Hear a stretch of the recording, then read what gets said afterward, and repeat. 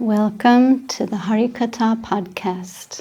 I'm Bhakti Lalita, and in today's episode we are dedicating this to Srila Bhakti Sundar Govindadev Goswami Maharaj, my spiritual master. We are celebrating his 96th appearance anniversary, his Vyāsa-pūjā, it is called in Sanskrit. The day he appeared on this earth, it was 96 years ago. On this day, we follow the lunar calendar, so every year it is slightly different on the solar calendar, and this year falling on the 17th of December. And he appeared in 1929 in our Western year calendar. And I wanted to tell some of his glories, his pastimes, his divine qualities, his wonderful birth story, and just in a stream of consciousness way. I haven't prepared anything specifically, but speaking from the heart, wanted to share and dedicate this episode to him. And without him, I wouldn't be here. I wouldn't be doing any of this. I have no idea where I'd be, somewhere loitering in the material world, lost. We feel that it is by the divine grace of the spiritual master we have light in our lives and our eyes are opened. Om Jnana Timirandasya Jnananjana Shalakaya Chakshurun Militam Yena Tasmai Shri Gurave Namaha. That's the pranam to Shri Guru. Shri Guru is actually the Lord in the background, revealing himself through divine agency. So there's not only one Guru, one is the Lord, Krishna, revealing himself, but in a plurality, in so many forms. And in 1992, I was able to come in touch with Srila Bhakti Sundar Govindadev Goswami Maharaj. I traveled to India, to Navadvip, West Bengal, to meet his divine grace. And actually it was a very seamless connection in my life. I was very much feeling the urgency to find a bona fide, legitimate divine guide in my life, and looking for specifically someone in the Gaudiya Vaishnav culture, which in my heart I felt a natural inclination that this is giving something so high and so substantial, and I couldn't find anything more than what was being delivered by this divine lineage. Our lineage, it's called Sampradaya in Sanskrit, and I'm going to try to explain everything in a way for our new viewers, those who are unfamiliar with these subject matters. Sampradaya, the divine lineage which Srila Govinda Maharaj comes from, it starts with Lord Brahma. Lord Brahma, he was born from the lotus that came out of the navel of Vishnu. And Lord Brahma came out and could only see darkness, and he meditated and received the mantra, first doing tapa, austerity, and Krishna, Govinda, was revealed to him. And from him, to Narada Muni, to Vyasadeva, to Madhva, to Madhavendra Puri, to Chaitanya Mahaprabhu, Rupa Goswami, to this present day and age. So this divine lineage, it's called Guru Parampara. It's from time immemorial. And it's not a body lineage, it's a shiksha lineage from spiritual instruction being passed down the line. So in 1992, when I traveled to Navadvip, West Bengal, India, to meet Srila Govinda Maharaj, he was put in the position as Acharya of the Sri Chaitanya Saraswat Math. Math isn't, some people think it's the word math, but it's the Bengali word for monastery, Math. Sri Chaitanya Saraswat Math. In the line of Chaitanya Mahaprabhu, Saraswati Thakur, to the present day Acharyaship. And at that time it was Srila Govinda Maharaj as the Acharya. He considered himself the Sevite, the servitor Acharya. He always was in the mood of a servitor. And that's all of our aspiration. That's the one main thing we're trying to do, is develop servitor consciousness. That we are not masters, we are servants of the master. So his guru, Srila Bhakti Rakshak Sridhardev Goswami Maharaj, that's our beloved grandfather guru. And his guru was Srila Prabhupada Saraswati Thakur. And so through succession, Srila Govinda Maharaj was the present day Acharya of the Sri Chaitanya Saraswat Math. And I traveled to meet him and felt like seeing him, I was seeing my real spiritual father, and very quickly and naturally received initiation, Harinam initiation, then second initiation.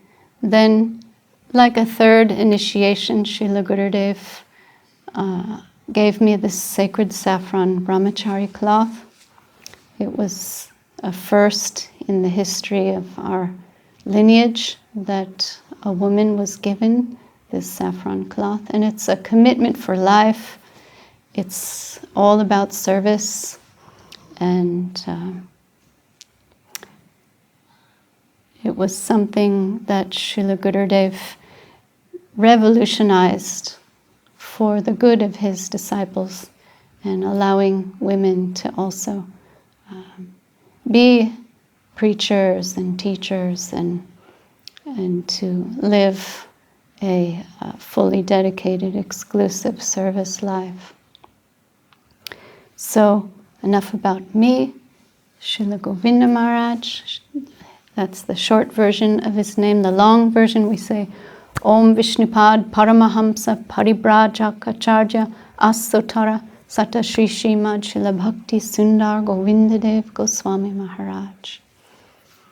And he received his name from his guru, Srila Sridhar Maharaj, Srila Bhakti Rakshak Sridhardev Goswami Maharaj. It was, the name Govinda was a very favorite name of Srila Sridhar Maharaj's. He gave it to his favorite disciple, and Bhakti, Sundar, Govinda are the three main names of when given sannyas, monkhood. And Sundar, beautiful, Govinda, the name of the Lord, the lover of the cows, and also the name means who, the one and only who can fulfill everybody's hankering for fulfillment, who can satisfy everyone's senses. That's the meaning of Govinda. So he gave that name to his favorite disciple, and he gave that name to his favorite deities in Navadvip. His personal deities, Sri Sri Guru, Gauranga, Gandharva. Gandharva means dancing, Radharani. Sri Sri Guru, Gauranga, Gandharva, Govinda Sundar. And Giriraj, Gopal, Lakshmi Varahadev are there too. So,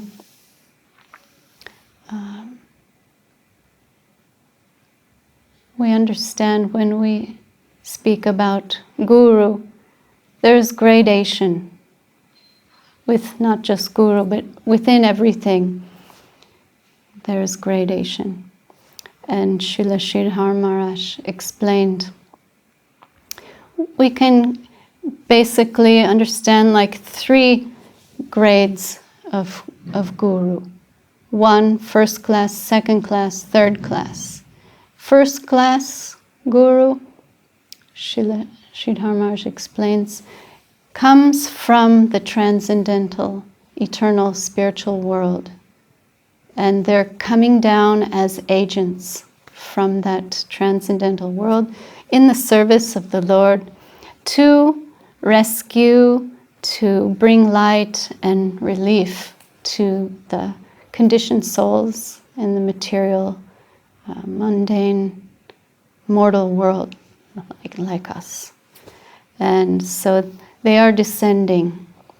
They have 1 foot still in the transcendental spiritual realm and extending a 2nd foot to this earth and bringing souls from here to there, rescuing everyone.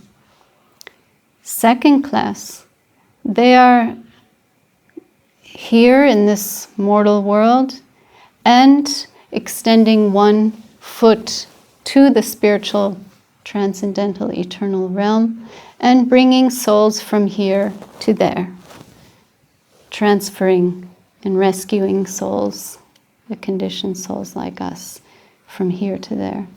Third class, Srila Sridhar Maharaj says, 2 feet stuck in the mud in this material world, but having faith and conviction and preaching, teaching, and encouraging everyone, let's go there. So 2 feet in the mud, they're still not fully, they haven't fully overcome this material world. They may not have achieved perfection yet, but with faith and devotion and conviction, they want to go to that transcendental realm and bring others with them. So 3rd class, from here to there, 2 feet in the mud, let's go in that direction. So the 3 general gradations, Srila Sridhar Maharaj explained like that. And we understand Srila Govinda Maharaj comes from the 1st class position, a descendant of the transcendental realm. And how do we know that? Because his guru said so. His guru, Srila Sridhar Maharaj, could recognize in him some extraordinary ability to understand the Holy Scriptures, to show and teach by example, who knows the hidden meanings of transcendental realization, who is firmly fixed and immovable in that divine service plane, and who can deliver the Lord to others and rescue others from this cycle of repeated birth and death in the material world. And his birth story is extraordinary. He appeared in the land of Bamanpara. It's called Bamanpara now, but in previous times it was called Brahmanpur, the land of Brahmanas. And his father was his name was Nitai Pada Das Adhikari, and his mother Tarangini Devi. And our Gurudev's father was an acharya, a spiritual master, of the lineage, the parivar of Nityananda Prabhu. So Nityananda, Sri Krishna Chaitanya Prabhu Nityananda, Shri Advaita Gadadhar Shivasari, Gaura Bhakta Vrinda. Nityananda Prabhu is Balaram, and he appeared with Chaitanya Mahaprabhu, the Yuga avatar, and he had his own parivar. Parivar means not bloodline, which that word is called vamsa. Parivar is spiritual succession. He had his own succession from himself to Janava Devi to Bira Chandra. Bira Chandra is the son of Nityananda and Janava. And our Gurudev's father was a successor in that line.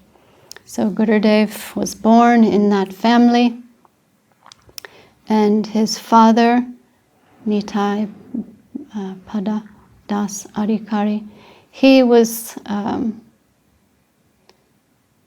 very devoted to his service, and he was a great kirtan leader, and he had a group. They would engage in private kirtans and sing the songs of Chandidas, Vidyapati, Jayadev, higher songs that were not for public display or consumption. Before he appeared,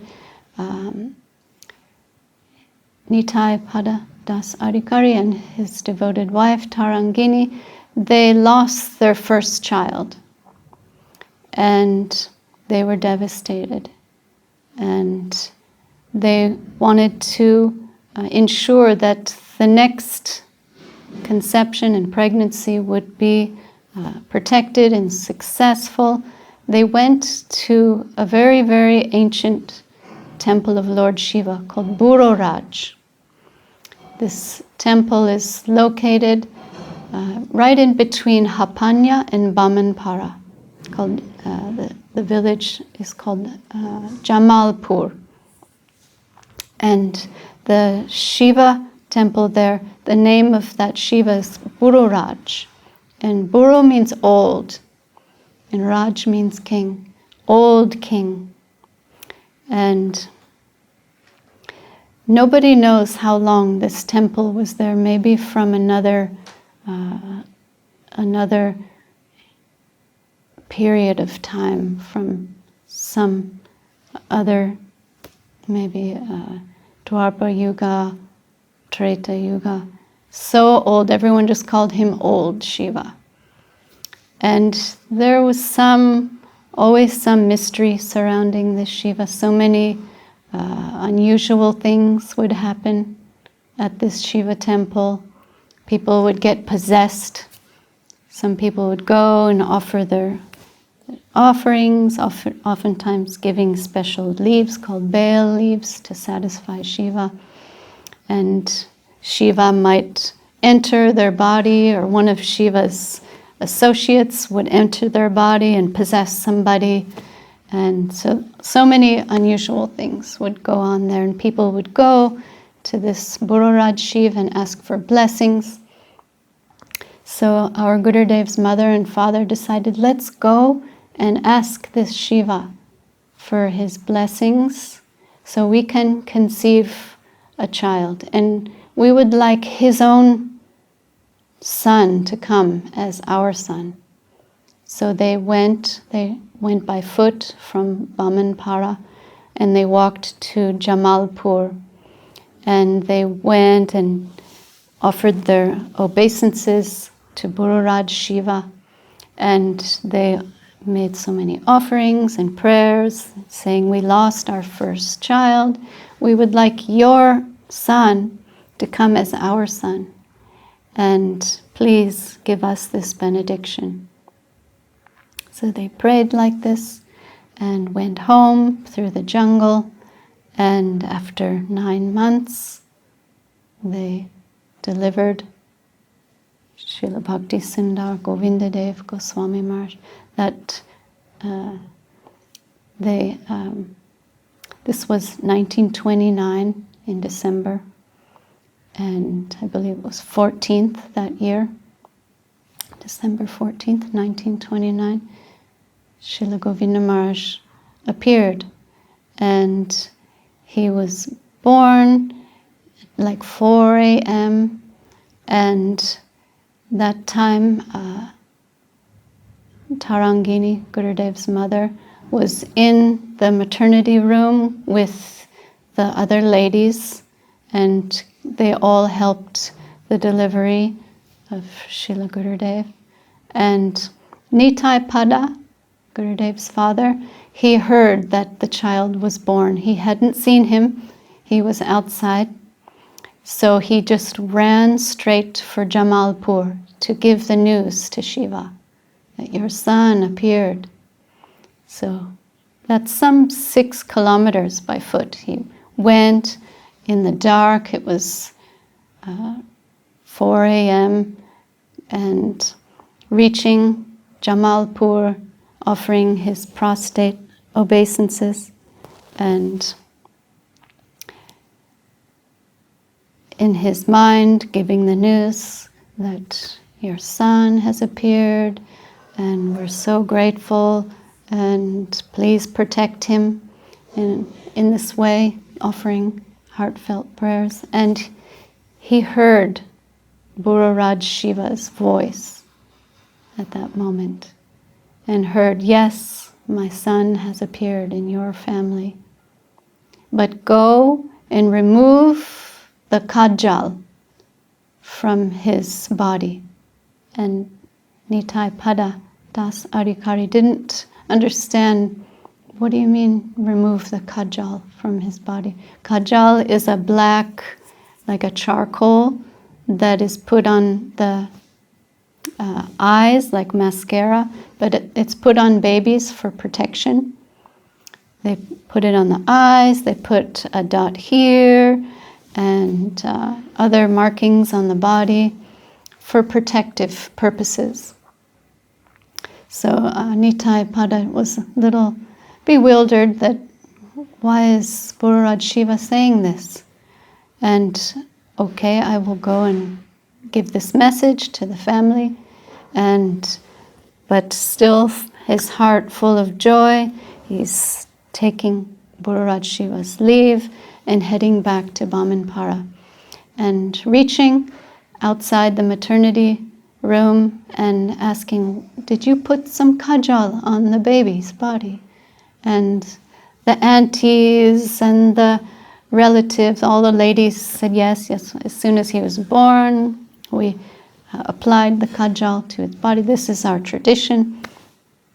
And Nitai Pada delivered the message of Buraraj Shiva that this child does not need the kajal. He's under direct protection of Buraraj Shiva.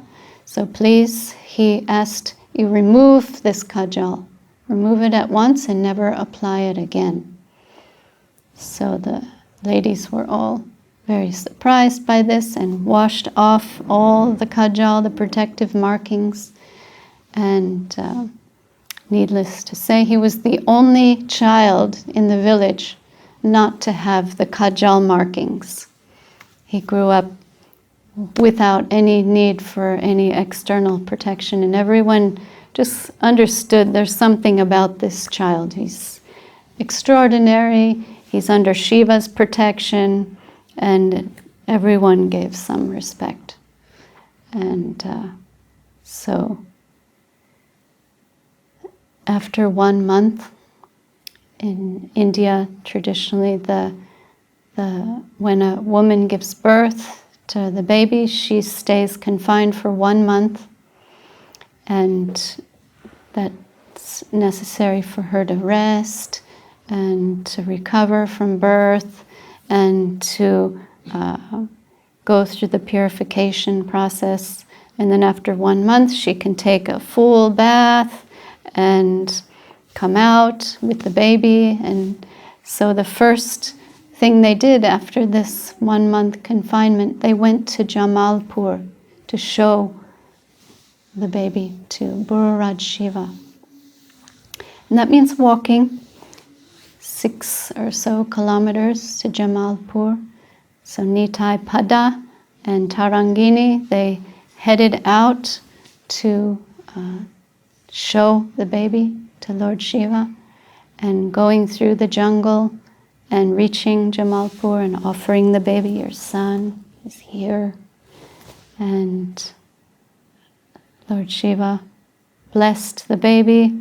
And then as they were taking leave and going through the jungle path, they came across a tiger.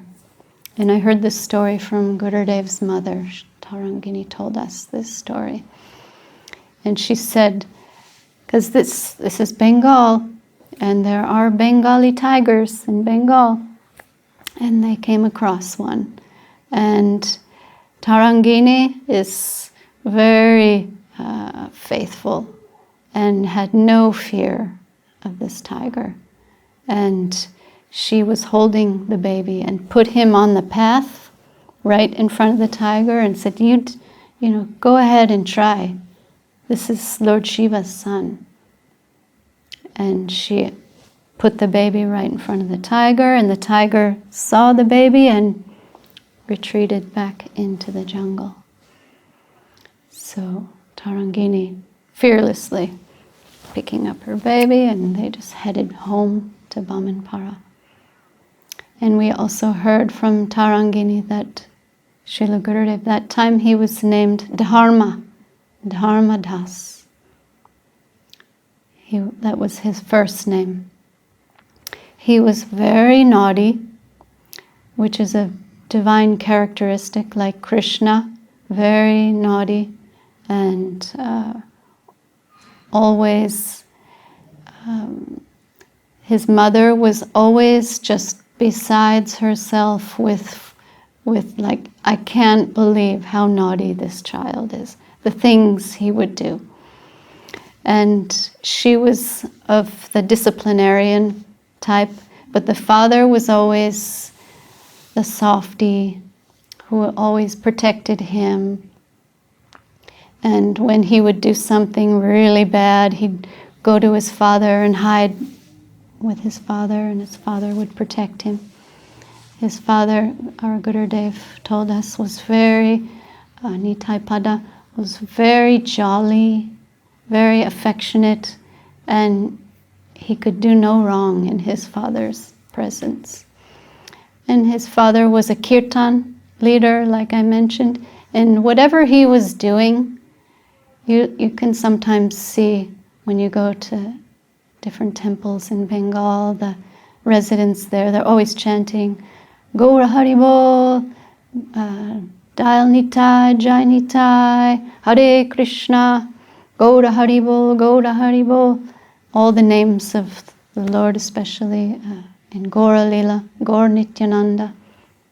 His father would often cook and be chopping vegetables and chanting Hare Krishna, Gaura Hari, and he would teach our Gurudev all about the Ramayana, the Mahabharata, all the stories from the Puranas and the Vedas, and some of the songs that he used to sing with his kirtan group.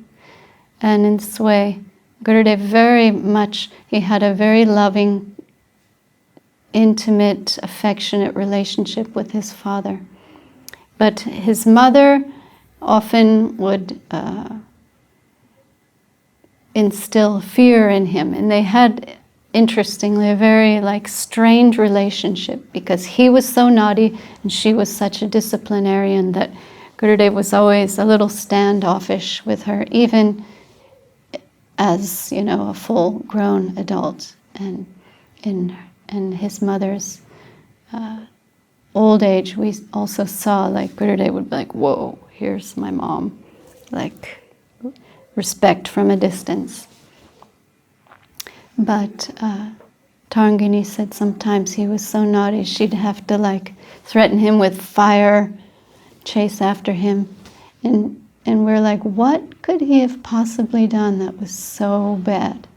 And she gave one example, like, we just milked all the cows. Okay, we had this big vat of milk ready for making cheese, making yogurt, all the milk products, and that's, that was one of their ways of livelihood.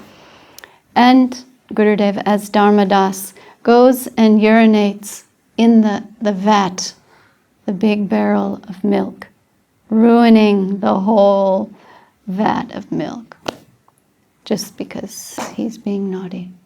And she's like, can you imagine? We, all these cows, all this milk, we have to throw it out because this boy is so naughty. So that was one example. Another, he very much hated school, and he would pretend he's going to school like so many of us did. And he'd go to this particular mango tree, climb up the tree, and spend the whole day up in the tree eating mangoes. And when people would be like, where is he? He's not at school. And going to look for him and finding him there, he wouldn't come down, and he would throw the pit and the skin. He'd eat the mango, and he'd put the pit in the skin and throw it at the people calling him, trying to get him down to go to school. And there were moments where he had to go. It was unavoidable.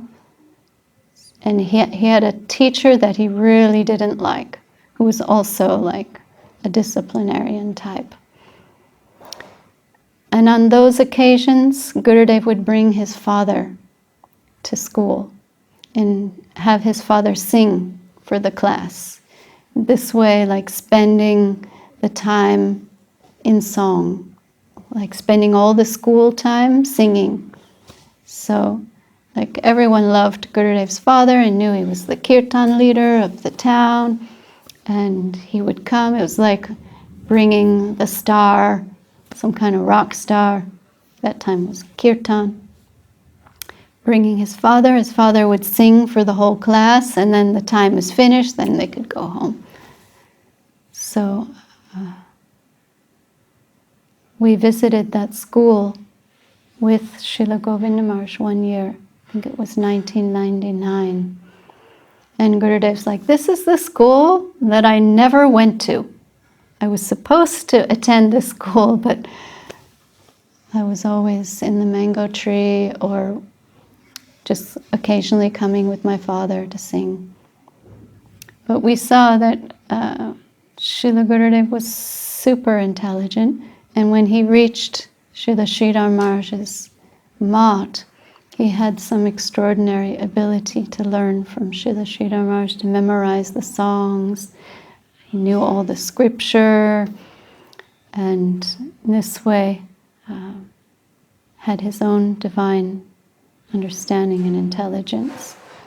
But just finishing up his childhood pastimes, Gurudev would always want to join his father's kirtans, but there was some age restriction because they were singing very intimate songs of Radha and Krishna and their Madhura Rasa pastimes. And so Gurudev would hide where he couldn't be seen, and he would listen and sing along in a hidden place. And this way learning all the songs that his father would sing. Then sometimes joining his father to collect pranami. Pranami is a donation. His father had many disciples, and those disciples would support him through donations. And sometimes Gurudev would go on his father's behalf and collect the donations for his father. And this way, being fearless, going through the jungle that time. But then his father passed away, and Gurudev was about 16 years old. And he had two other brothers, Dhananjaya Prabhu, and Vishvarup Prabhu. 3 boys. And Gurudev was the oldest, and it was also his duty, as Indian Vedic culture goes, the oldest son must look after the family. So Srila Gurudev, at that time Dharmadas, he went to the nearby city, not quite a city, village called Nadan Ghat. And there he took a job working as a doctor's assistant. And he was very happy at that time, earning a little money, sending it home for his mother and brothers to maintain. In this way, it's a very happy time of his life, even though he lost his father, and that was sad for him and his family. But going on and passing his time there with the doctor was very affectionate to him, accepting him as his own son. And then some Vaishnavas came to town, to Nadan Ghat. They were on a preaching mission coming from the Chaitanya Saraswat Math. And they set up pandals, and they would have kirtans for the villagers, and they would give talks, lectures. In this way, they'd go village to village, preaching and chanting and collecting for the math. They'd accept donations in rice and potatoes and dal and bring it back to the math. So this is the kind of traditional activity of members of the math, the brahmacharis, the servitors of the math would serve their guru in this way. So they happened to be in Nadan Ghat, where Gurudev was working. And Gurudev, like everyone, knew, oh, the Vaishnavas have come to town, let's go hear from them. So Gurudev joined all the people of Nadan Ghat and saw these very effulgent brahmacharis, so radiant, powerful brahmacharis. They were disciples of Srila Sridhar Maharaj and had some extraordinary intelligence, very speaking very high things, understanding a very exclusive and comprehensive understanding of Vaishnava philosophy, the culture of Bhakti yoga, and saying things like, the teachings of Vaishnava culture, that we are not these bodies, this is a temporary existence, everything in this material world is destined to vanish. Awake, arise, search for your fortune. The Lord exists, we are part and parcel. Our fortune is in divine reality, there's a higher purpose. Give up the lower. And Gurudev said he was listening to these talks, and he's, in his words, getting brainwashed and agreeing with them and yeah, this is all the truth. Mother, father, we have to give them up. We've had so many mothers and fathers in our previous lives. We've had so many different bodies. We've been in the bodies of pigs and elephants and consumed so many jungles and never were satisfied. Then, we must realize the soul and the potential of the soul and come in touch with divine reality and find our fortune in higher things. So he was very attracted to these brahmacharis of the Chaitanya Saraswat Math. And he said when he saw them speaking, he heard so many things growing up, and he also heard about the pastimes of Srinivasacharya,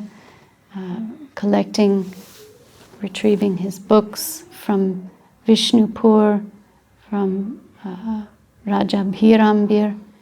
This old story from 500 years ago, when all the books of the Goswamis were stolen from Srinivasacharya.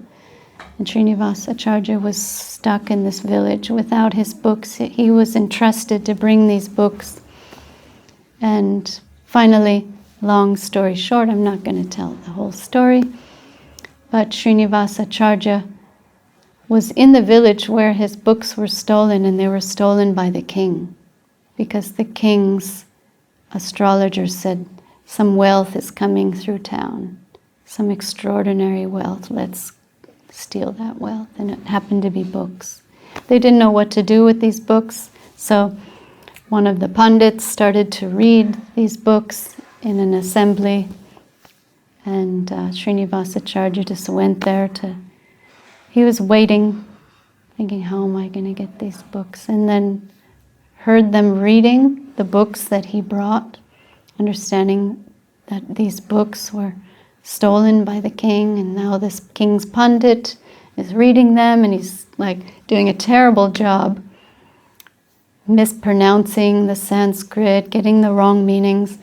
And Srinivasacharya just was like, made some kind of sigh, like, oh, and everyone looked like, what's wrong? He's like, you're reading this in the wrong way, wrong interpretation, wrong pronunciation. And they said, well, you read it then.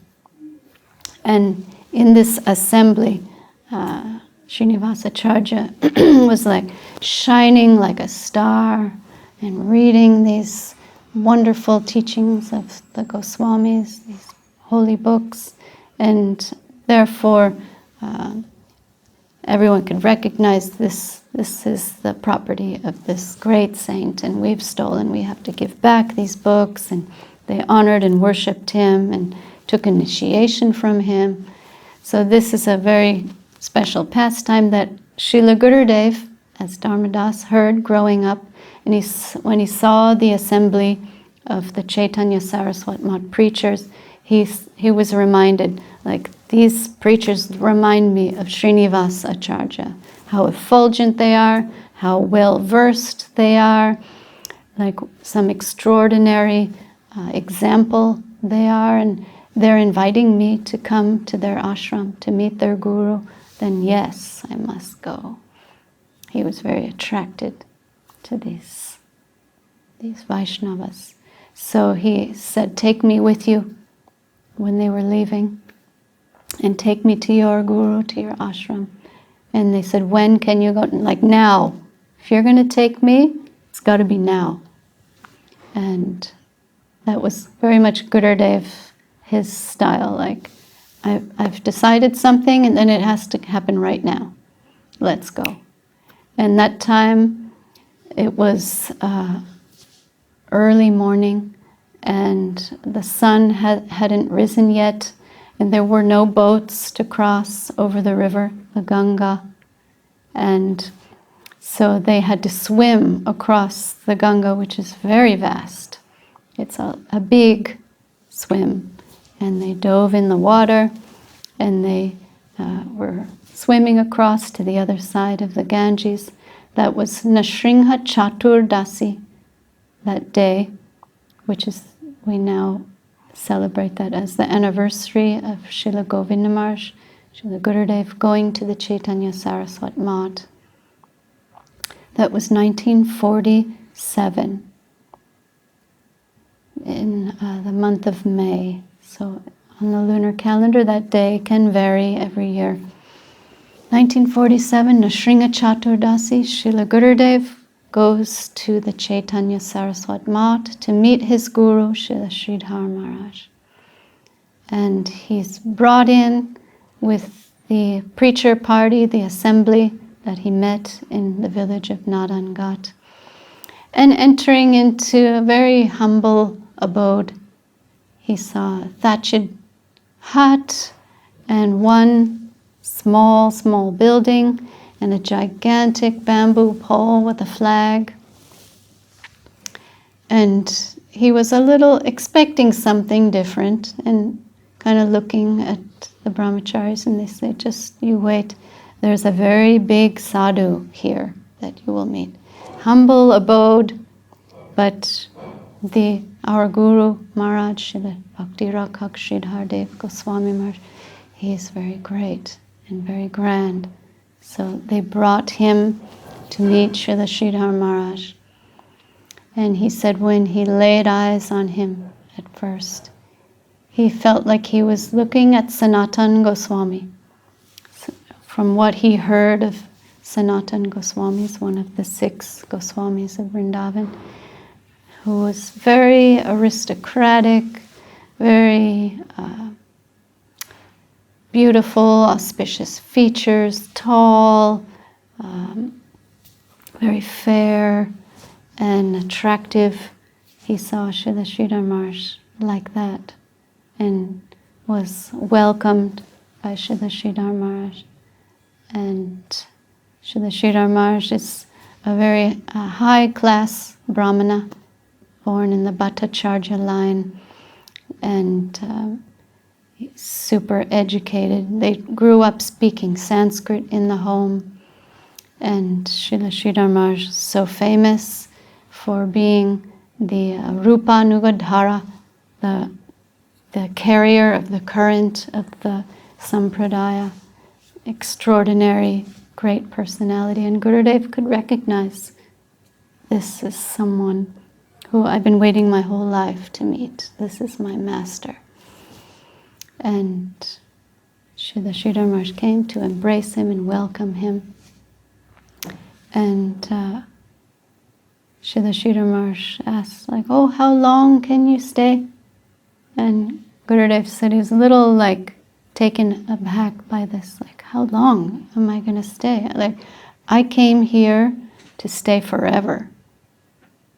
I'm like landing here at your feet forever. And Srila Sridhar Maharaj said, okay, very good. Can you listen to me and not your mind? Srila Gurudev says, yes, of course, I will listen to you and not my mind. This is when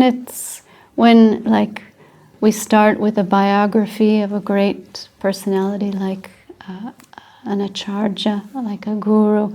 This is the real starting point, where the substantial pastimes begin. The biography would begin at this point. But because he had such an amazing birth story as the son of Lord Shiva, I always like to tell that background. It just gives you some idea, the backstory of what kind of person this is that Srila Govinda Maharaj is. So their pastimes together, Srila Sridhar Maharaj, Srila Gurudev, began like this in 1947. And Gurudev, it's a fasting day. Nrsimhadev, half man, half lion, the day he appeared, Vishnu, Nrsimha. This is a full fasting day until the twilight, not day, not night. It's just as the sun is setting, the moon is rising, Nrsimhadev appears at this time, and we fast this whole day until that moment. But Srila Gurudev couldn't fast. He had difficulty fasting and knew, it's going to be a long day and I might die. And he told Srila Sridhar Maharaj, I can't fast this whole day. Everyone in the mod is fasting, but he said he spotted a papaya in the tree, and he asked Srila Sridhar Maharaj, can I have that papaya? And Srila Sridhar Maharaj called for someone to bring that papaya, cut half for the deities in the temple and give the other half to Srila Gurudev. And in this way, it all began together, these pastimes. Rath Yatra was a significant moment where Srila Sridhar Maharaj, Srila Gurudev, they traveled to Jagannath Puri with a few servitors from the Math. And Jagannath Puri is famous for Lord Jagannath, Subhadra, Baladev, and the Rath Yatra festival, where millions of pilgrims bring Lord Jagannath down the main road to Gundicha temple, where the Lord has his Vrindavan pastimes. And at that occasion, 1947, that would be the beginning of the rainy season, usually in July 1947, that time, Gurudev received his first and second initiation, his Harinam and Gayatri Mantram Diksha. And he received the name Gorendu Brahmachari. So from Dharma Das to Gorendu. And that connection was established. Gurudev was formally initiated. And some years later, after some service in the Math, together, Srila Gurudev and Srila Sridhar Maharaj went on Braja Mandal Parikrama. That was about 1950. And together they traveled from place to place in the pastimes of Lord Krishna's Vrindavan. And sometimes Krishnadas Babaji would come and join them. And they went, spending a whole month together on pilgrimage. And the most significant place of pilgrimage this time was visiting Lalita Devi's appearance place. It's called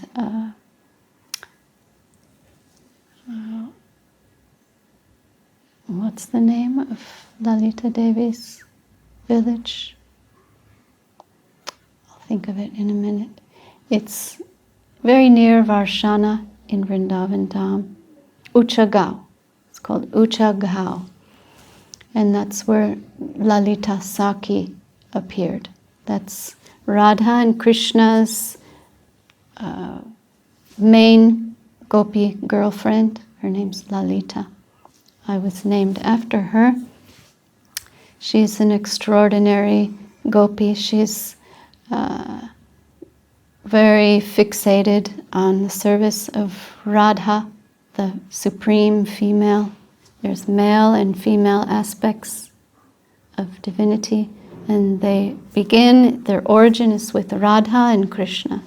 And Radha is the female form, the supreme person, Krishna the male. Sometimes they are two, they are separated, sometimes they come together, like in Chaitanya Mahaprabhu, his form. But Radharani, her right hand is Lalita Devi. And Lalita Devi, who I had very much attraction to, and as when I came to this line, she's a very extremely dedicated servitor of Radha and Krishna. She's known for her aggressive affection. She can be a little bit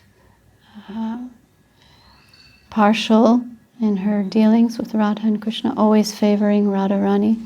And if Krishna does something that's not favorable for their interaction with Radharani, she'll chastise. She can be a little fiery, chastising Radha and Krishna. And a little contrary, sometimes always just being opposite. It's called bham abhav, contrary mood of devotion. But so much sacrifice. Lalita Devi is willing to take on unlimited births in the material world if that's what was necessary to remove like a drop of sweat from the feet of Radha and Krishna. That's mentioned by Rupa Goswami in his Lalita Ashtakam. So this place, when Srila Sridhar Maharaj took Srila Gurudev on this Brajamandal Parikrama, he asked, what is your favorite place of all these places of pilgrimage? And Gurudev said, Uchagao, Lalita Devi's house. He said, that place I felt like I was at home. And I felt like that was my place. And going there with you, I felt like I was going home with my Supreme Mistress, with Radharani. So we can see something extraordinary there. And Srila Sridhar Maharaj said, yes, that is your place. So that can reveal some parallel, like who was he? Who was Srila Govinda Maharaj? We can see him in some way, functionally, as an incarnation of Lalita Devi. And we saw in his mood of service to his Guru Maharaj that if a drop of sweat would come to Srila Sridhar Maharaj's feet, he would do anything and everything to remove it. Anything uncomfortable, anything required for Srila Sridhar Maharaj's service, for his Guru Maharaj's service, he would arrange. And in Srila Sridhar Maharaj's later pastimes, we saw that Srila Gurudev was not just a disciple, he was like a mother to his Guru, he was like a father to his Guru, he was like a friend, he was a servitor, he was everything for Srila Sridhar Maharaj. And Srila Sridhar Maharaj couldn't live without him for even a moment. And sometimes Srila Gurudev had to leave Navadvip, go to Calcutta for service. And Gurudev, Srila Sridhar Maharaj wouldn't let him go. Even his car was going out of the Maat and across the bridge. Srila Sridhar Maharaj would send someone to stop the car and bring him back.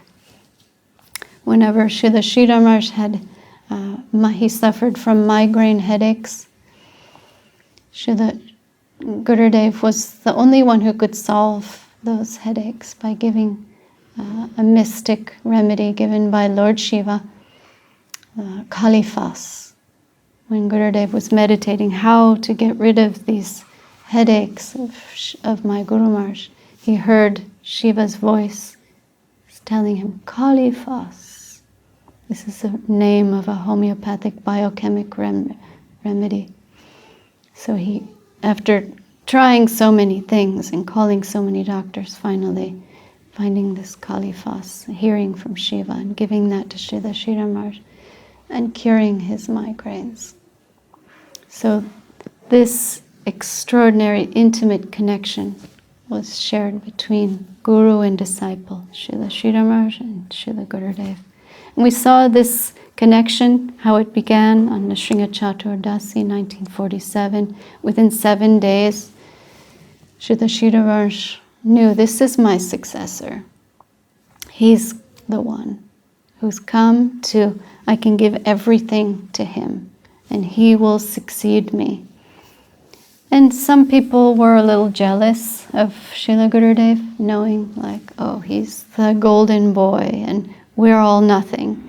And sometimes being a little dismissive to him. And like when mango season would come, Srila Gurudev felt like they were giving him the worst mangoes. And he complained to Srila Sridhar Maharaj. I'm going back in time here. This was early days, like 1948, 49, 50. Srila Sridhar Maharaj said, you can take my mangoes. They give me all the best ones and I keep them under my bed. You come and take mangoes from me and you'll have the best ones. So these are some extraordinary times together, pastimes of Srila Sridhar Maharaj. Srila Sridhar Maharaj, as he was getting more aged and so many things happened, so many pastimes with Srila A.C. Bhaktivedanta Swami Prabhupada, the founder of the International Society for Krishna Consciousness. Their connection was all very intimate, and together they did so many preaching endeavors. Prabhupada and Srila Sridhar Maharaj were god brothers, but Srila Sridhar Maharaj was understood to hold, he was the Rupanugadhara who received everything from Srila Bhaktisiddhanta Saraswati Thakur before Saraswati Thakur left. That was his Guru Maharaj. Srila Prabhupada, A.C. Bhaktivedanta Swami Prabhupada, he accepted Srila Sridhar Maharaj as instructing spiritual master, his Shiksha Guru, and learned so much from him and was prepared by him to go to the Western world for preaching. And he wanted to bring Srila Govinda Maharaj with him.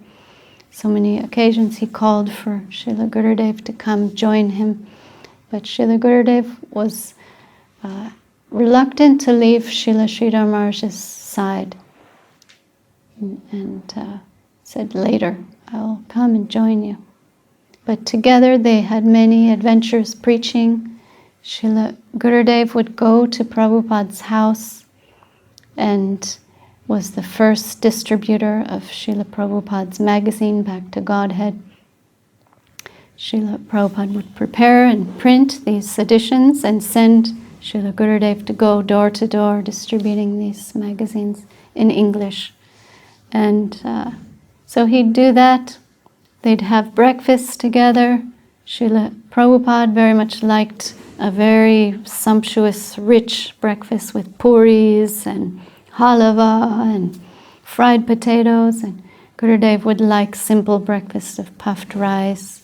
It's called muri in Bengali. And Srila Prabhupada and him would joke, like, Srila Prabhupada would say, oh, you're cheating your stomach with that breakfast. Why not eat like me? And because they were Bengali, this was a big deal. Food is a big deal in Bengal. And for Srila Gurudev, he very affectionately remembered these times together, sharing food with Srila Prabhupada. And they would go on preaching adventures together, Prabhupada and Gurudev.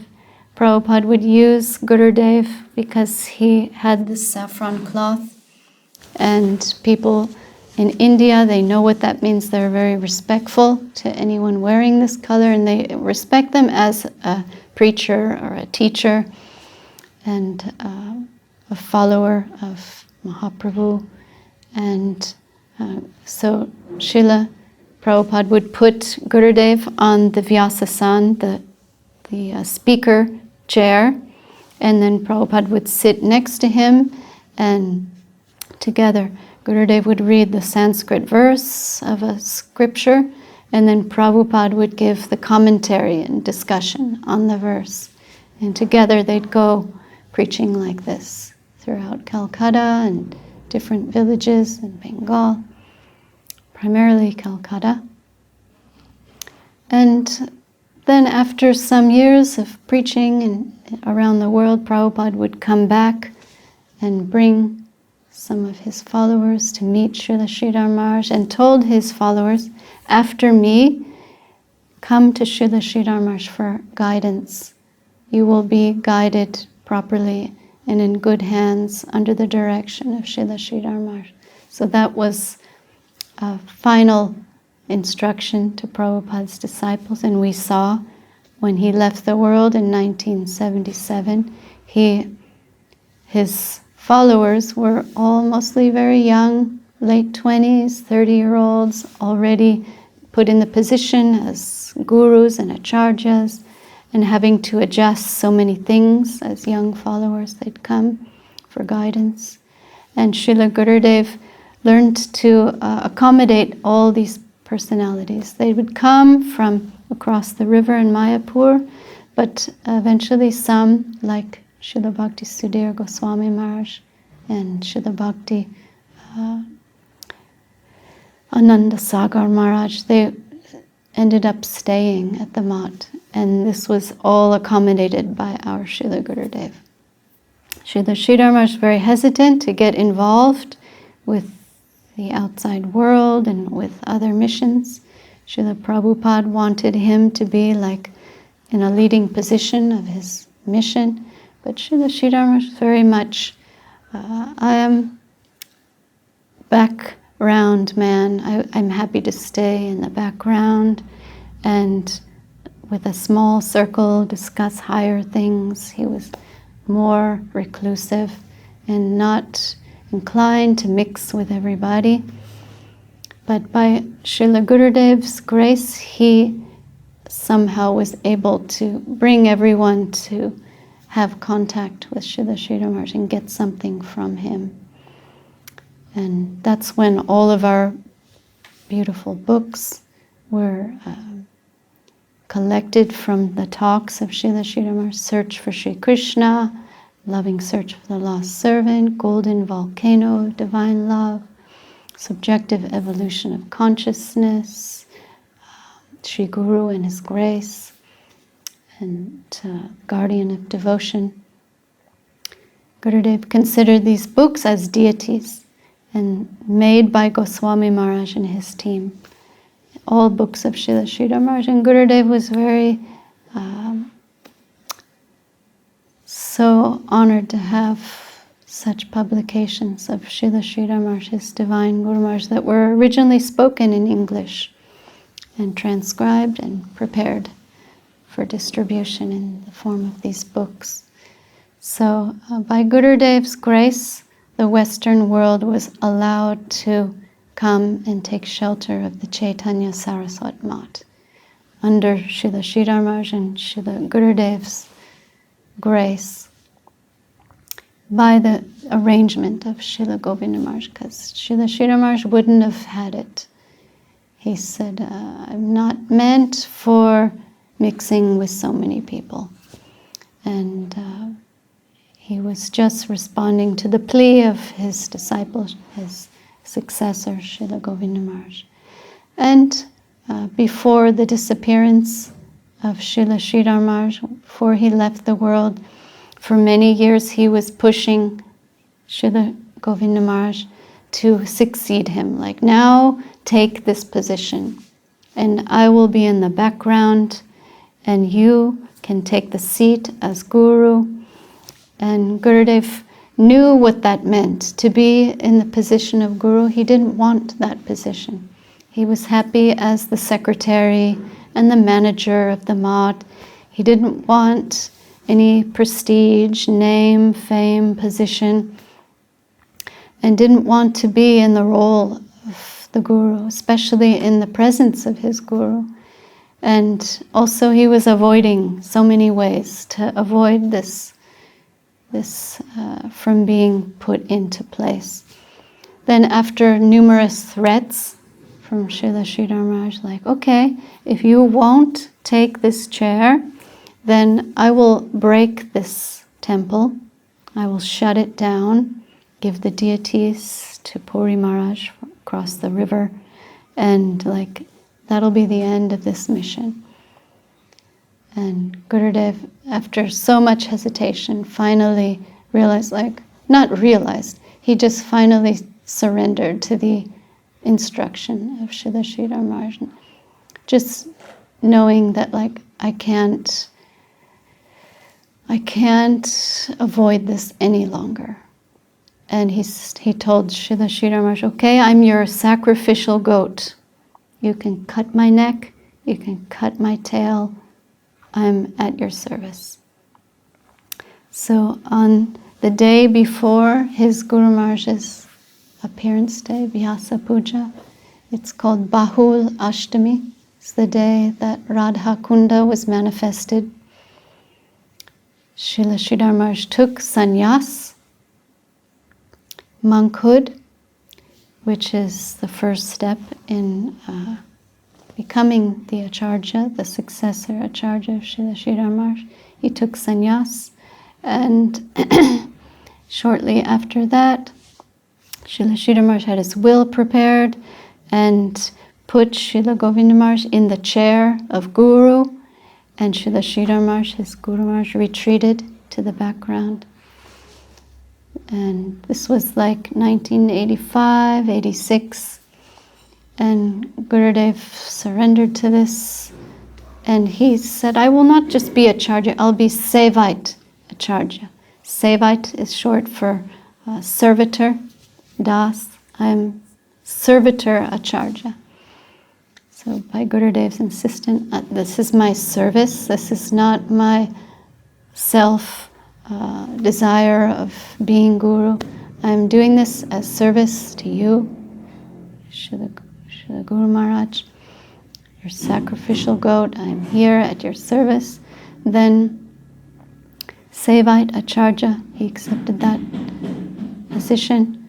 And we saw that when someone would come for initiation from Srila Sridhar Maharaj, he would send them to Srila Gurudev, to Srila Govinda Maharaj for initiation. And so Srila Sridhar Maharaj was no longer available for formal initiation connection. He was deferring everyone to his successor, and everyone would come in Srila Sridhar Maharaj's time, have Srila Gurudev connection as Guru. But one time, Srila Govinda Maharaj was not available. He was in Calcutta for some service, and a couple, Madhavananda Prabhu is his name, and his wife Kshama, she's Thai and he's American. They were living in California. They came to get initiation from Srila Govinda Maharaj. But Srila Govinda Maharaj wasn't present that time. That was like 1986, maybe 87. And they only had a day left, and there was no way for them to meet Srila Govinda Maharaj. And he was away. Then Srila Sridhar Maharaj stepped in as Ritvik. So this is a very extraordinary moment when Srila Sridhar Maharaj, the guru of Gurudev, who was no longer available for initiation, he stepped in as his representative, his transparent medium, gave initiation, Ritvik initiation, on behalf of his disciple, Srila Sridhar Maharaj. So because of this circumstance, Madhavananda Prabhu and Kshama became Srila Gurudev's, Srila Govinda Maharaj's disciples, served by Srila Govinda Maharaj's guru. It's called Ritvik initiation.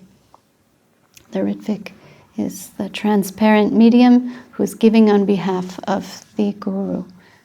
So this happened, a very memorable experience.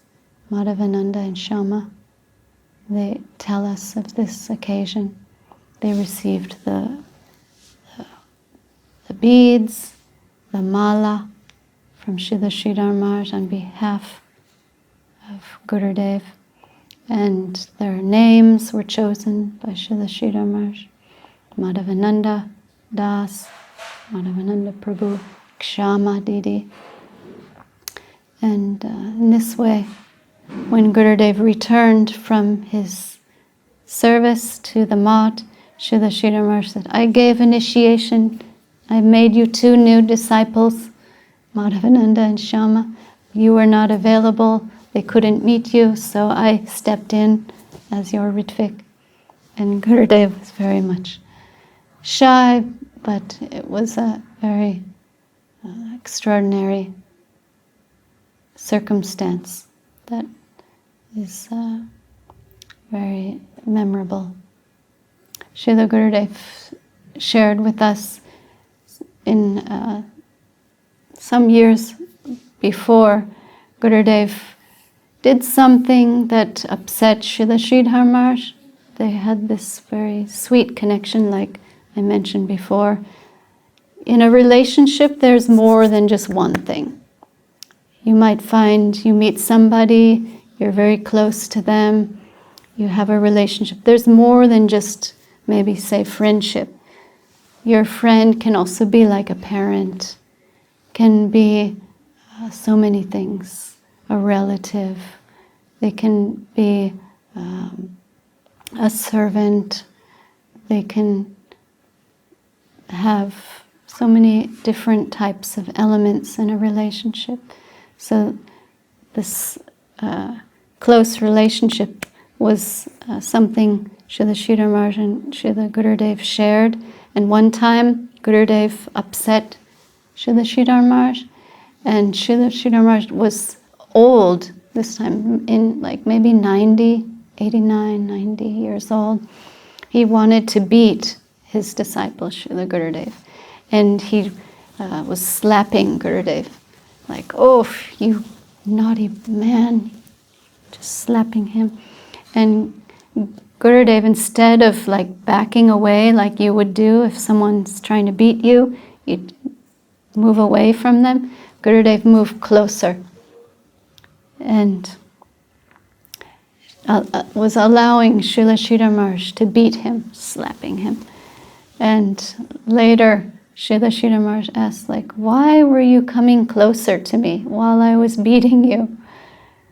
And Gurudev said, like, you don't know how to beat. You don't know the art of beating. He said, you don't slap with two hands. If you want to beat someone, you grab them and then you beat them. So because you don't know how to beat, I was helping you beat me. Gurudev told us this. So just touching on a few examples of their exchanged loving relationships. So much is there. All the amazing God brothers of Srila Sridhar Maharaj, the disciples of Saraswati Thakur, would come, and they could all see that Srila Gurudev was really the fit recipient of Srila Sridhar Maharaj's grace, his future successor. And Srila Gurudev knew all the etiquettes, how to serve each and every one of them, how to take care of them. Even he was very skilled in Sanskrit, and many of the God brothers of Srila Sridhar Maharaj had their own disciples in their own temples, and they would often ask Srila Govinda Maharaj, please do compose the pranam mantra for our Guru Maharaj, our disciple, our mission. So like Madhav Maharaj, Keshava Maharaj, Paramahamsa Maharaj, Ban Maharaj, so many of these extraordinary God brothers would have their pranam, their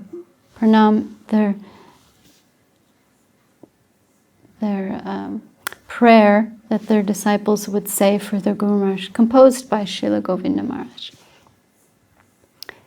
He had that skill, that art to encapsulate this person, this particular great personality, and draw out their extraordinary qualities and contributions and their wonderful traits and qualities. They're mentioning their name, Nam, Rup, Guna, Lila. In every composition, Nam, their name, Rupa, their form was described, Guna, qualities, and Lila, their pastimes. Srila Sridhar Maharaj, Srila Gurudev's guru, wrote his pranam, which is unusual for a guru to write the disciples' pranam.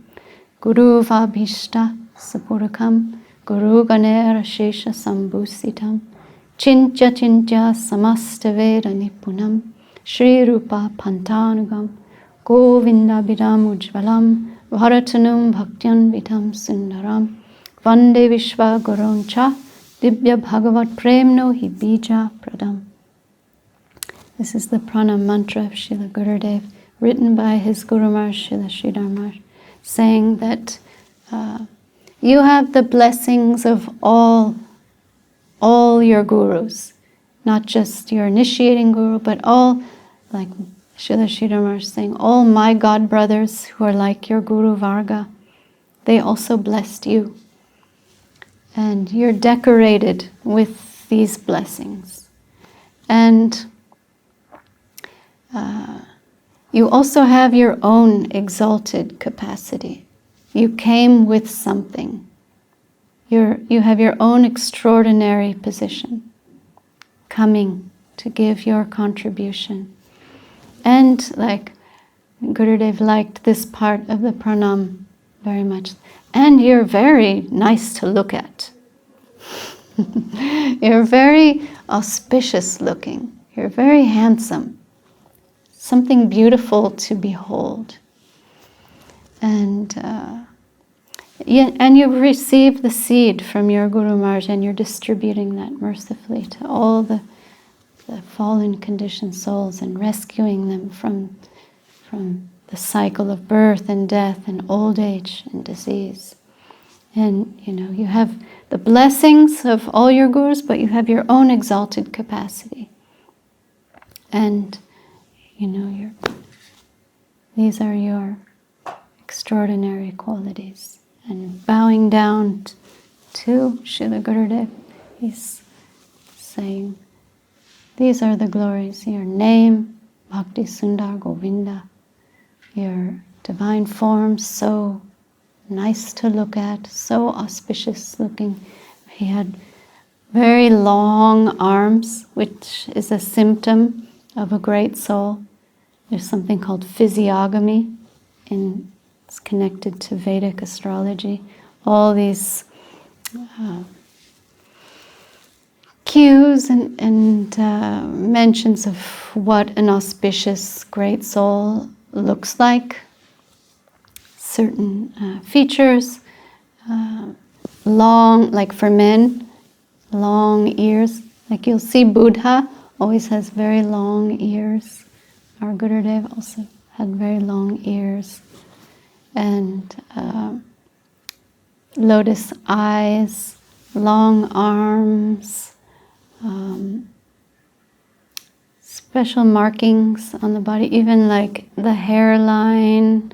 There's so many things in the science of physiognomy that describes a great soul. And Srila Gurudev had hands and feet markings, like usually reddish color. You'll see on deities, Radha, Krishna, Mahaprabhu, all the deities, they'll have like reddish hands, reddish feet, sometimes symbols and markings and like moles and certain spots. And Gurudev had all these symptoms of a great soul. Very fair, very Brahminical in appearance. And so his name, form, qualities, pastimes, all mentioned in this pranam, encapsulated by his Guru Maharaj. So after the disappearance of his guru, Srila Gurudev was in this position as acharya. He hadn't left India because he didn't want to leave his Guru Maharaj. His Guru Maharaj was always needing him and wanting his presence, and not even letting him go to Calcutta for very long. And so after his disappearance, Srila Gurudev then was able to travel finally and accepted invitations from devotees around the world. Our godbrother Mohanananda Prabhu from Australia was very instrumental in bringing Srila Gurudev together with Sagar Maharaj to travel the world and to meet our devotees and visit our temples around the world. And at that time, before his departure, the mat was quite small. That's when I joined. It was 1992, and our Srila Gurudev hadn't left India yet. And the mat was very much like a family. Lots of brothers and uncles, and Gurudev's mother was there. I didn't tell one part of the story, which maybe I can just go back in time. When Srila Gurudev joined the mat in 1947, he left his job and left Nadangat, where he was working as a doctor's assistant. And that support stopped for his mother and his brothers. And this was very alarming for his family, that our son just left, went to the Sri Chaitanya Saraswat Mat, is no longer supporting us. Like, we got to get him back. Some resistance was coming from his mom and his brothers. And they tried many times to bring Gurudev back, that time Dharmadas. And Gurudev didn't want to leave. And at one point, the village leader of Bamanpara, he brought a whole team of villagers from Bamanpara to bring back Gurudev. And at one point, Gurudev was holding on bars and trying to avoid being forcibly brought to Bamanpara. And one of the villagers, the elders, then was like, this is not going to work. We've tried several times to bring Dharmadas back to Bamanpara, and he's not coming, and there's no we're having no luck getting him back. Then he realized we need to compromise here. So they met with Srila Sridhar Maharaj. This was 1947, going back to 1947. They discussed with Srila Sridhar Maharaj like, what would be a solution. And Srila Sridhar Maharaj said, I will take on the burden of maintenance of his mother and brothers. They can all come and live here in the Mat. And I will take care of them, provide shelter. We'll also welcome them into our service group. And the villagers and Gurudev's mother and brothers accepted that proposal. And they all came and they became disciples of Srila Sridhar Maharaj and stayed in the Mat. And the two brothers of Gurudev,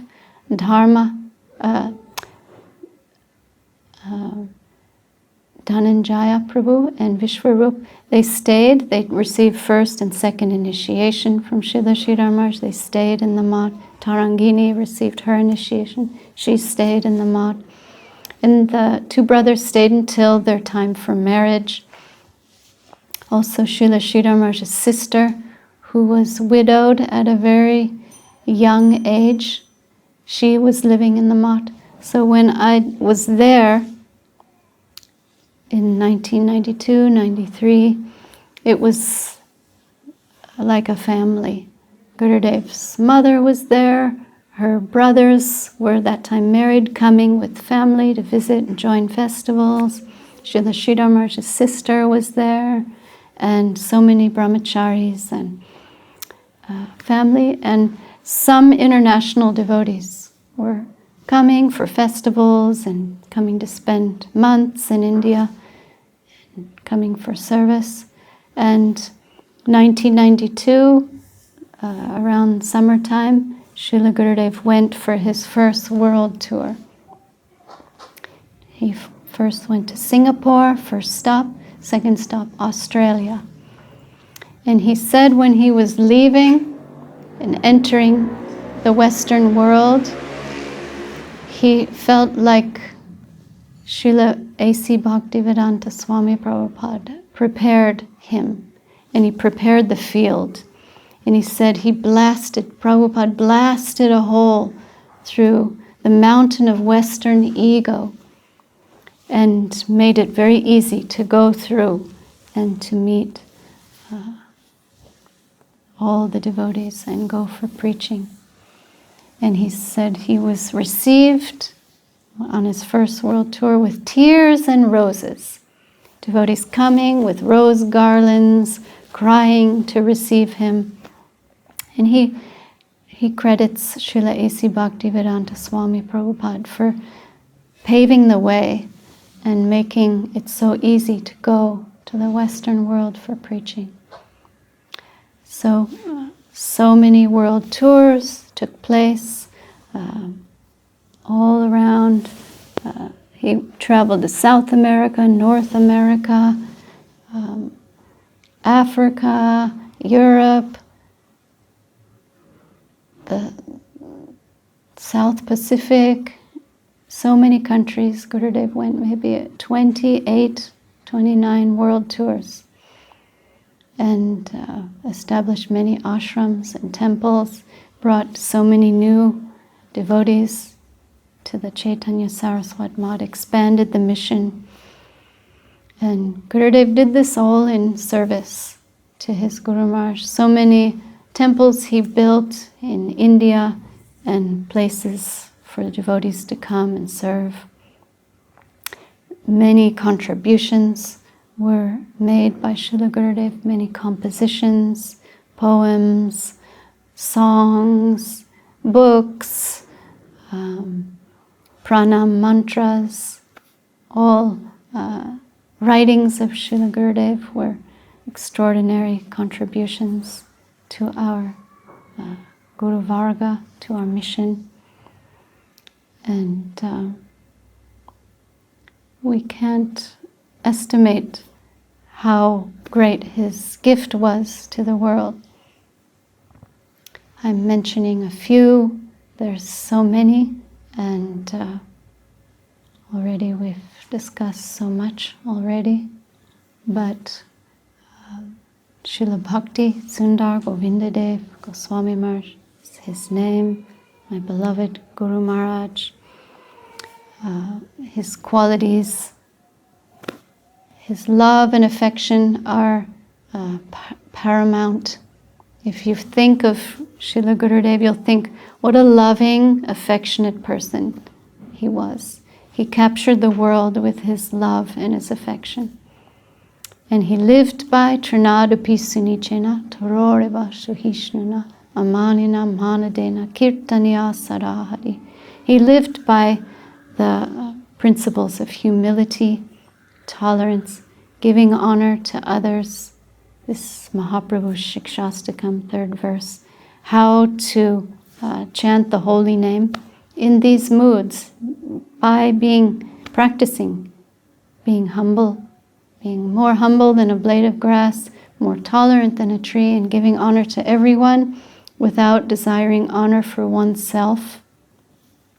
These are the teachings of Mahaprabhu that Srila Gurudev embraced wholeheartedly and exemplified and was the epitome of for his whole service life.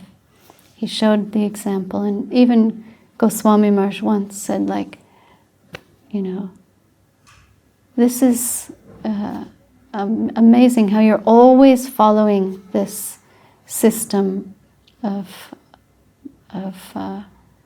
service, and this is your MO, modus operandi. You're going on in this way, and how is it that you're doing this? And Srila Gurudev answered, there's no other way. There's no other way. How will I run this mission? He said, this mission of Guru Maharaj's is my service. I have to take care of it. His divine mission, his deities, Shri Guru Gauranga Gandharva Govinda Sundar, and his devotees. This is my responsibility. And there's no other way to assume this responsibility and to successfully serve these things that I'm responsible for. This is my service to my Guru Maharaj. It can only be achieved with a humble mood, with a tolerant mood, and to give honor to everyone. So he lived by this. These qualities became synonymous with him and his entire being. And he said, there's no other way to serve this mission and to serve the deities and to serve the devotees. And he showed us by example how this is the way, the only way to live and to serve and to be successful and to achieve harmony in a service life. Another thing that Srila Gurudev embraced in the way he ran the mission was wait and see what leads to what. This goes back to when Lord Ramachandra and Lakshman, they were on the battlefield fighting the demon Ravana. Ram shot the fatal arrow into the heart of the 10-headed demon Ravana. And when Ravana was laying on the battlefield dying, Ram said, go and ask him how he was so successful. This demon were killing him. He was, a very great demon, but he was also a very great ruler. He was a king, and he had a very successful kingdom, and he was very organized, all skilled in the art of diplomacy and of Vastu Shastra, the placement of everything. He was very organized and very well versed in scripture and knowledge and the art of yoga. Everything, he was just masterful and was successful. So go and ask him. Ram is sending his brother Lakshman. Go and ask him how he was so successful. Learn from him before he takes his last breath. So Lakshman, taking the instruction of Ram, goes to Ravana on the battlefield and asks. And first he approaches his head, goes near to him, to his head, because Lakshman thought maybe he's like, he can't breathe and it's hard for him to speak, so I'll go to his head. Not just one head, he had 10 heads. Went to his 10 heads and asked, tell us something before you leave. How were you so successful? And Ravana was reluctant to answer him. And Ram instructed from a distance to Lakshman, his brother, no, don't go. He's elder to you. He's a senior person, even though he's a demon and everything. You go to the feet. Give some respect. You go to the feet of a person to ask advice. So Lakshman goes to the feet of the demon Ravana and asks again, please, before you leave, give us some parting instructions and tell us how you were so successful. And Ravana answered.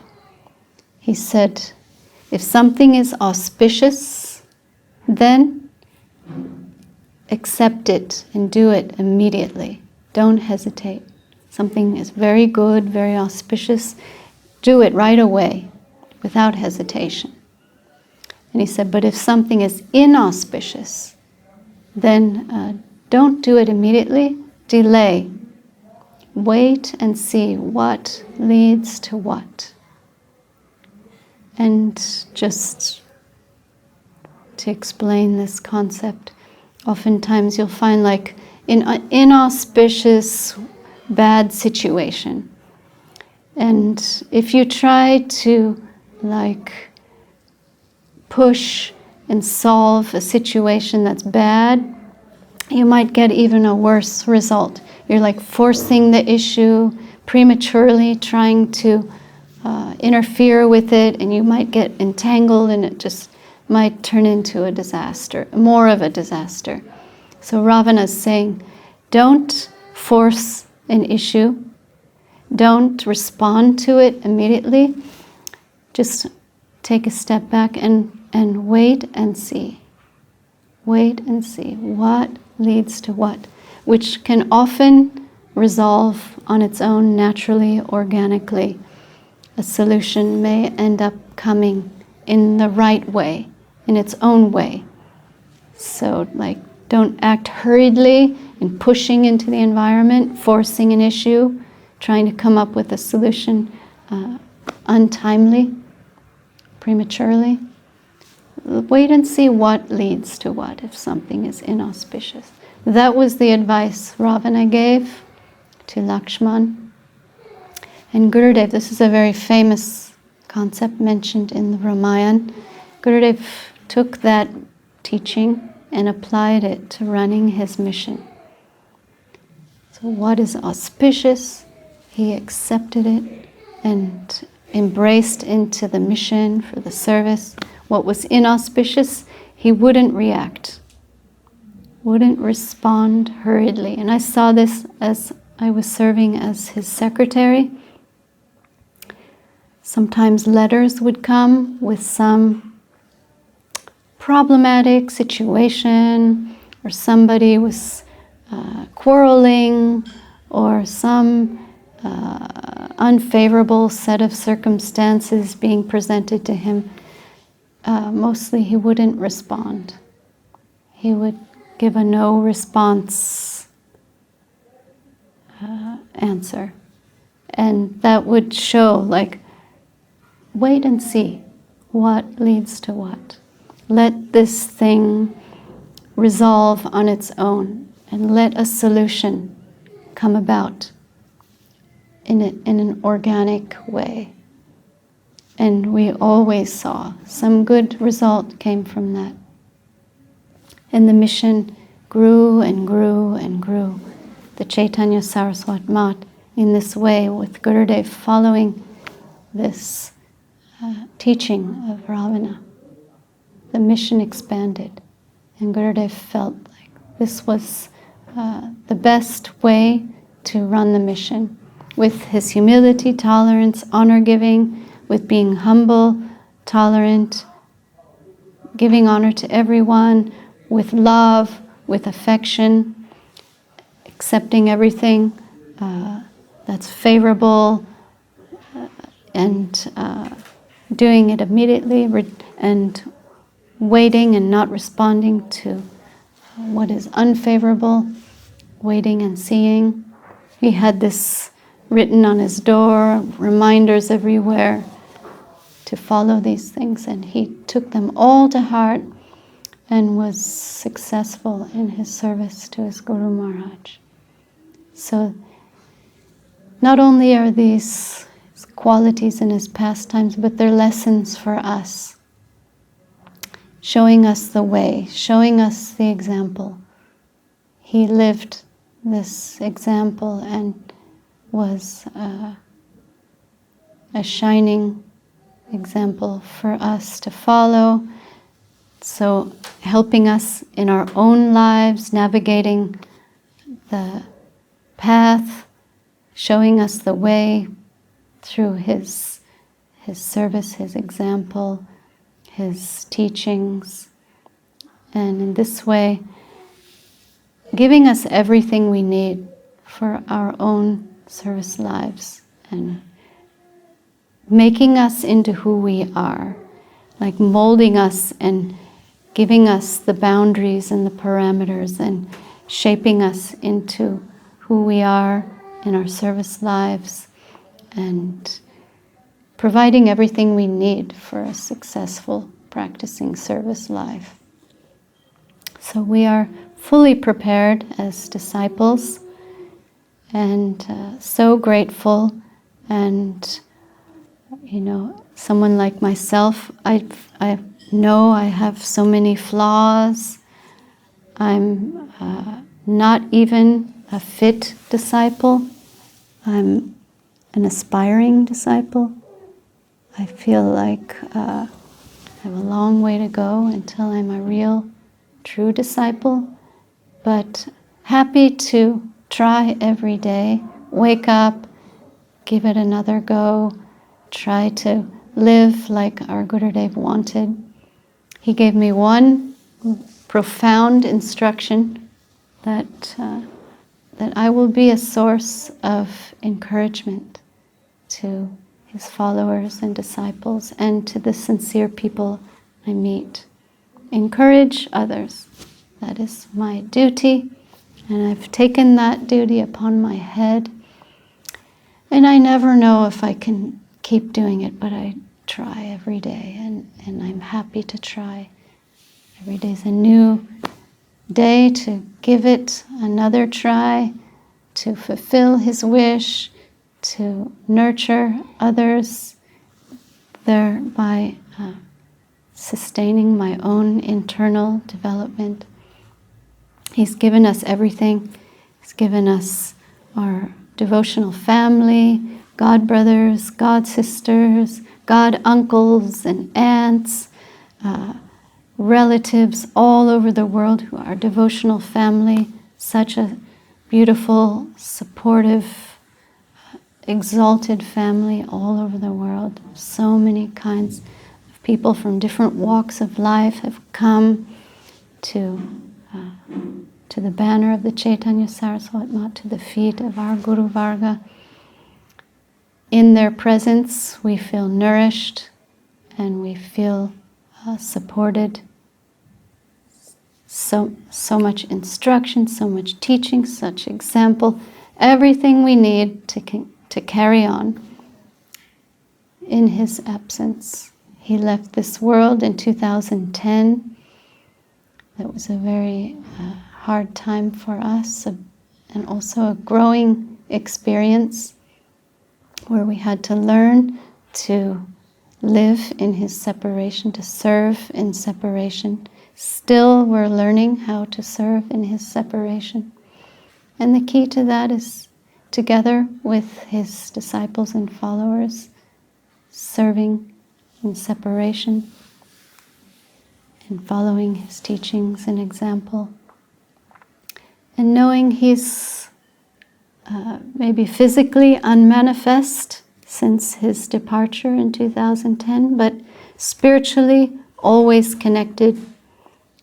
We're always his servitors, and our future is bright under his guardianship, and we will meet again in some time and space. We know that we have a divine prospect waiting for us, but it's up to us when we are able to, how much the depth of our surrender and our service and our hankering for his grace, depending how eager we are, that mercy will come to us and take us to that higher plane where he is existing and living in the service of Radha Krishna Mahaprabhu with his Guru Maharaj, with all our Guru Varga, all our successor acharyas. They're all engaged in Radha Krishna Mahaprabhu's Leela. That is our ultimate destination. And by the grace of our Gurudev, one day we may get there. So, I feel like I haven't scratched the surface yet, but I think more than an hour has passed. And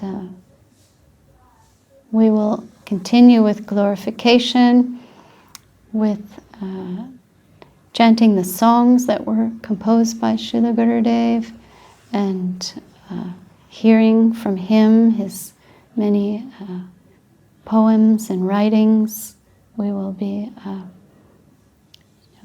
that's our focus, not just on his appearance, celebration, his Vyāsa-pūjā, but every day. Every day we're hearing from him, his teachings, his words, remembering him, and spending our lives in this way. So, aspiring for his eternal service and praying for his blessings for me and for all of you and for everyone we meet. I will conclude here, and any mistake I take as my own fault, any imperfection, any inability I really feel like I can't do justice to the glorification of my Gurudev, but I tried, happy to try, happy to share from my heart, my impure heart, sharing from my heart to yours, heart to heart, is something Gurudev very much would say. That's how our exchange takes place. And Mahaprabhu's mission is that of heart to heart. That's what it's all about. So, all glory to Shri Shri Guru and Gauranga. Jai Om Vishnupad, Srila Bhakti Sundar Govindadev Goswami Maharaj. Avirbhav Maha Utsav Tithi ki jai. Shri Vyāsa-pūjā ki jai. Om Vishnupad Srila Bhakti Rakshak Sridhar Dev Goswami Maharaj. Shri Rupanuga Guru Varga ki jai. Ananta Koti Vaishnav Vrinda ki jai. Shri Chaitanya Saraswat Mat ki jai. Bhagavan Srila Bhakti Siddhanta Saraswati Thakur Prabhupada ki jai. Jai Shri Nitai Das Pada Adhikari and Srimati Tarangini Devi ki jai. Shri Bhaman Paradham ki jai. Radha Gopinath. The deities of Srila Gurudev's family home is Radha Gopinath. And those deities date back to the time of Bira Chandra, Nityananda and Janava Devi's son. And it's believed that Bira Chandra installed those deities of Radha Gopinath. So Radha Gopinath Ju ki jai, Shri Bhaman Paradham ki jai. Jai to all the Brajabasis, all the Dhambasis of Bhamanpara ki jai. Ananta Koti Vaishnava Vrinda ki jai. Ananta Gaura Bhakta Vrinda ki jai. Harinam Sankirtan ki jai. Nitai Gaur Premanande